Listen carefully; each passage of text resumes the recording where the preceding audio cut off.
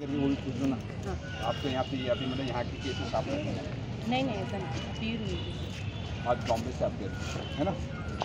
बात करो ऑन करो। अभी हम बॉम्बे से आए हैं, मैडम तमन्ना शेख से बात करेंगे जो बॉम्बे से हैं। मैडम आज आप यहाँ आने का मकसद क्या रहा? आज डॉक्टर नोहेरा शेख का रिमांड था।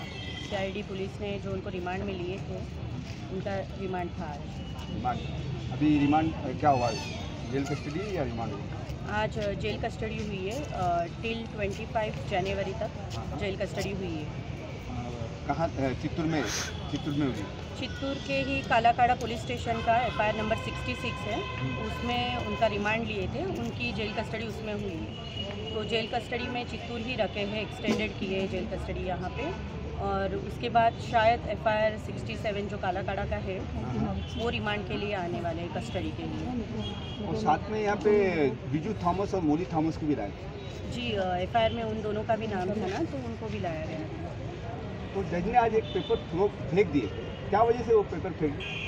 वो थोड़ी पुलिस जो आए थे थोड़े पेपर में मिस्टेक थी, इसके लिए चलता है, वो कॉमन है कि कोर्ट में। मामूली मिस्टेक थी या कुछ बड़ी मिस्टेक? कोई नहीं, वो कोर्ट का काम है, वो उन्होंने कर दिया अच्छे से। बेल एप्लीकेशन यहाँ पे फाइल हुई है? जी, बेल एप्लीकेशन फाइल कर लिए हैं। हाँ। और उसकी 17 है नेक्स्ट हियरिंग डेट। 17 को? जी, 17 जनवरी। 17 तो अभी यहाँ पे जो अप्रॉक्सीमेटली कितने का अमाउंट आईओ ने आज बताया? यहाँ तो लगभग 15 लाख का कुछ अमाउंट है। हाँ। ज़्यादा भी हो सकता है, बाद में इन्वेस्टर अगर कंप्लेनेंट बढ़ते हैं तो ज़्यादा भी हो सकता है। आपको उम्मीद है कि कंप्लेंटर आएंगे कहाँ पे? यहाँ पे किस चीज़ के लिए मतलब? कंप्लेंट करने के लिए? वो तो पुलिस स्टेशन जाएंगे ना, यहाँ कोर्ट क्यों आएंगे? हाँ, कोर्ट से आएंगे है ना। हाँ। लेकिन आपको आप कितनी उम्मीद है कि कंप्लेंटर बढ़ेंगे या नहीं बढ़ेंगे? देखो, अभी बढ़ भी सकते, नहीं भी बढ़ सकते, बोल नहीं सकते, क्योंकि अभी बहुत सारे कंप्लेनेंट को ये रियलाइज़ हो रहा है कि हम लोग कंप्लेंट करके हमारा कोई फ़ायदा नहीं हो रहा है। सिर्फ हम लोग पुलिस स्टेशन के चक्कर खा रहे, और जो हम लोग को कंप्लेंट करने के लिए वो उन लोग को जो उकसा रहे हैं, उनके यहाँ के बस चक्कर लग रहे हैं।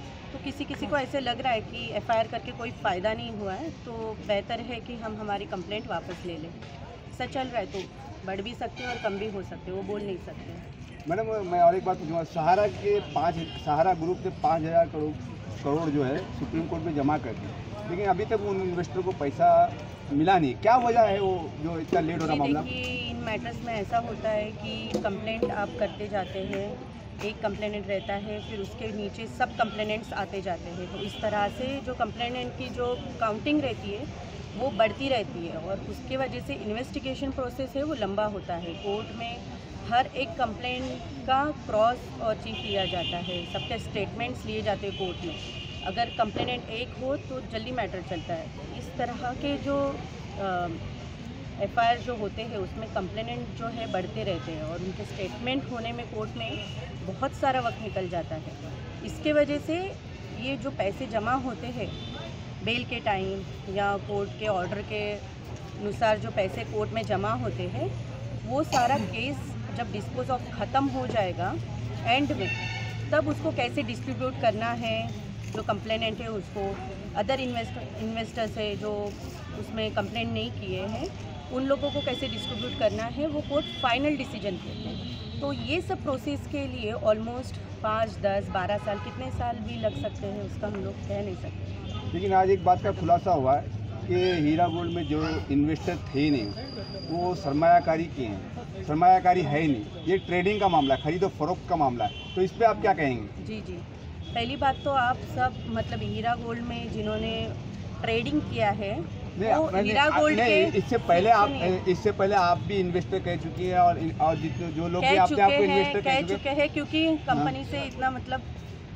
हम लोग अभी कंपनी के नज़दीक आए हैं, तो एक एक चीज़ पता है। तो पहले तो आप सब जो हीरा गोल्ड के मेंबर्स हैं उनको इन्वेस्टर बोलना छोड़ दो, वो कंपनी के कस्टमर है। इन्वेस्टर और इन्वेस्टमेंट का जो मसला है वो सारा छोड़ दो, इंटरेस्ट वगैरह इसमें नहीं है, ये प्योर ट्रेडिंग है। मतलब आपको यूनिट परचेस रिसीट दी जाती है। जब आप कंपनी के पास जाते हो तो आप उसमें यूनिट परचेस रिसिप्ट करके आपको फाइनली मिलते हैं।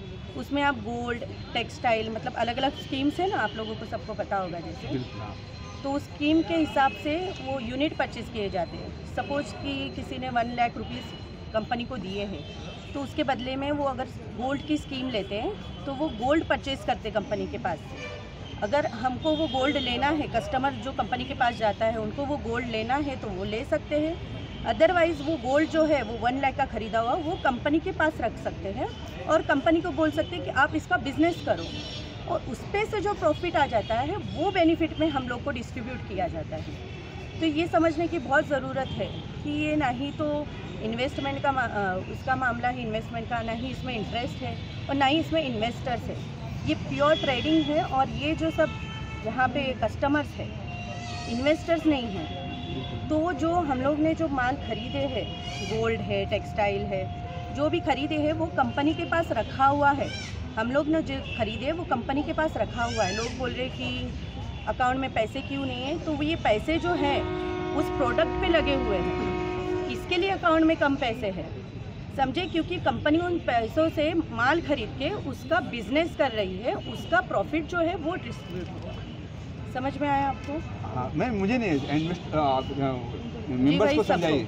हाँ। अच्छा मैडम, और एक बात पूछना चाहता हूँ, ये अभी जो इल्ज़ामात की जो बारिशें हो रही है आपा पे, अभी ये कुछ न्यूज़पेपर में कुछ चैनल्स जो है कह रहे हैं कि सस्पेक्टेड टेररिस्ट उनके कंपनी में इन्वेस्ट किए हैं या जो भी किए हैं, तो उस बारे में आप क्या कहेंगे? देखिए, इसमें मैं ये कहना चाहूँगी कि burden of proof lies on the complainant.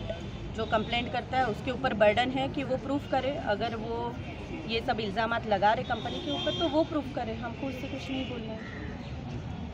जो जिन्होंने इल्ज़ाम लगाए वो प्रूफ करे ना, जो इल्ज़ाम लगाते हैं वही प्रूफ करते हैं।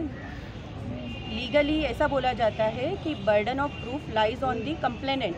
जो कंप्लेंट करता है उसके ऊपर बर्डन रहता है कि वो प्रूफ करके दिखाए कि ये कंप्लेंट सही है क्या नहीं। इसके लिए हम कुछ नहीं कहेंगे। ठीक है। और ये जो आपके जो खरीदे गए जो गुड्स है, गोल्ड है, टेक्सटाइल है, वो कंपनी में है, तो आप लोग घबराइए नहीं है। इसका सिर्फ और सिर्फ आपा को अथॉरिटी होने की वजह से वो आएंगे, सेल करेंगे और मिलेंगे। और एक साथ विड्रॉ के लिए भी फॉर्म मत भरो, क्योंकि एक साथ सेल नहीं होएगा, क्योंकि महंगी महंगी चीज़ें हैं, गोल्ड वगैरह रोड पे बैठ के तो बेच नहीं सकते, तो उसको सेल होने में भी टाइम लगता है। तो धीरज रखिए, मेरे ख्याल से उसकी भी ज़रूरत नहीं पड़ेगी। इंशाल्लाह नोएरा शेख जी बाहर आएंगे तो फिर से बिज़नेस स्टार्ट करेंगे और बहुत अच्छी तरह से चलेगा। अभी कुछ ही दिनों में कुछ ही दिन रह गए चार्जशीट दाखिल होने में, आप कितने उम्मीद है कि चार्जशीट आपके हक में जाएगी, आपके खिलाफ जाएगी? चार्जशीट में जो भी होता है हम लोग करेंगे उसके लिए। चार्जशीट के लिए कुछ मतलब आप आगे से सोच के रखें या चार्जशीट देखने के बाद आप एक्शन लेंगे? वो उनकी लीगल टीम है, वो कर देंगे। अभी हम तमन्ना शेख से बात कर रहे थे और आज तक की चित्तूर सेशन डिस्ट्रिक्ट कोर्ट की आज तक की इतनी अपडेट रही। अस्सलाम वालेकुम। निमरा टाइम्स, चाय।